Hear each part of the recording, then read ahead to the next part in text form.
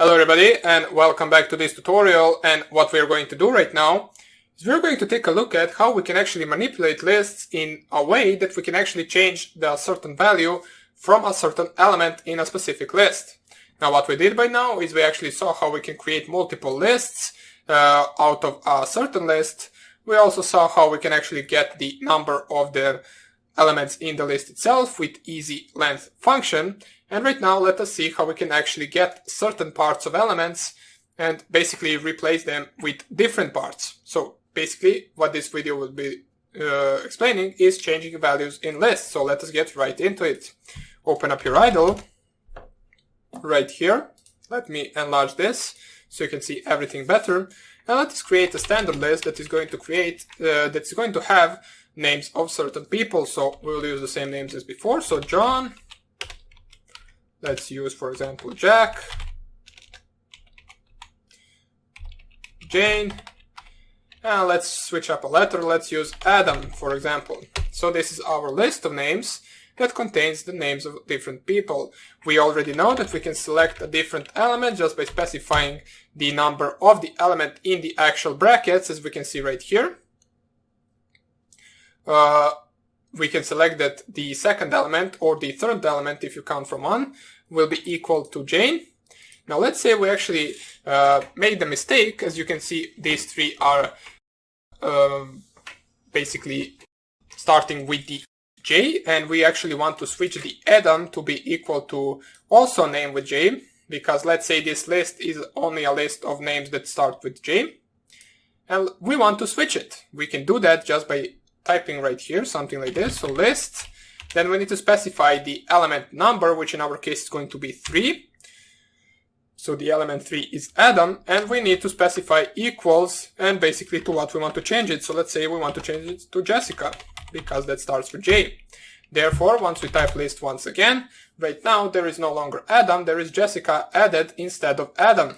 Therefore, our list right now has all the names that start with J. Okay? You can also change it to anything else you want, such as, for example, let's say you want to change the John to be equal to Jack. So you want to have Jack, Jane, Jessica.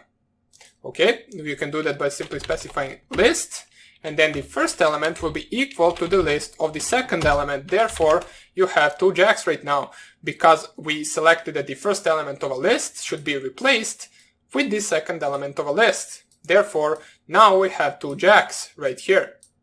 So that is also something that you can do. If you want to, for whatever reason, you can actually specify, for example, Jessica to be equal to true. Therefore, right now you have Jack, Jane, true, which really makes no sense. But as I said, you can do it if you want to. Okay? So also one more thing that you might be interested in is that you can actually add to lists if you want to.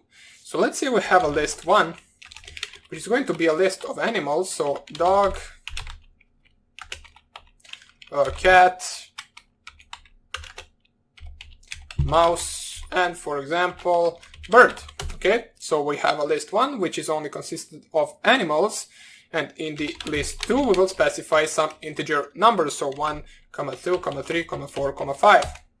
If you want to, you can select the list 3 or the sum list, let's call it like that, to be equal to list 1 plus list 2. Therefore, once you print the actual sum list, you will have these 2 actual lists concatenated one to another. Now, in order to actually delete a certain value from the list, you can use a del function, which basically will delete a certain value. So we have a list of numbers, let's say it's list of underscore numbers will be equal to 1, 2, 3, 4, 5, 6, 7, 8, 9. And we want to, for example, delete the number 7. We don't like it there. We want to delete it.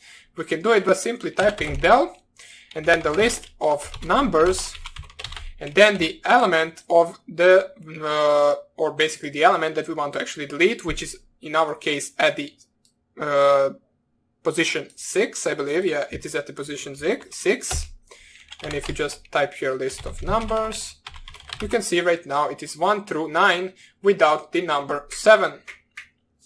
You can also, if you want to delete a certain part of the list, so you can do del And let's say we only want our list to have 1, 2, and 3 in it. We can delete everything from the second element towards the end, so delete list of numbers. And then right here we can specify from the second element till the end, and their list of numbers will only have 1, 2, and 3. Whoops, pardon me, it will actually have 1 and 2 because it also includes this right here. If you wanted to actually cut it from 3 until the end, you will need to specify from 3 or 3 right here, referring to the actual 4, and then till the end, which will cut 4 and which will cut out the 4 and all the other numbers after it. Okay, so another thing that you can do with the list is you can simply check whether a certain value exists in that list. So for example, let's say we have a list of strings, or let's say we have a list that is a sentence separated by each word. So for example, my, comma, name, comma, is, and then comma, list. So for example, our list has the values of my name is list in it. You can simply check whether a certain value is in the list. So for example, just by specifying it like this, so name in list, and you will see that it will say right here that it is true. Now it can be used in some if statements. So for example, if name is, or not is, you don't really need is, so if name in list print or not print, let's say a equals 2, else a equals 0. And now I type here a, and you can see a is equal to 2. So it's not really that useful example, but you can do something like this if you want to. Of course, right here you won't really have a equals 2, a equals 0. You will have some useful code right here. But you can check whether a certain value is stored in that list. Of course, if you specify, for example, dog in list, you will have a false value because dog as a string is not stored in the list. There is no an element that is equal to dog.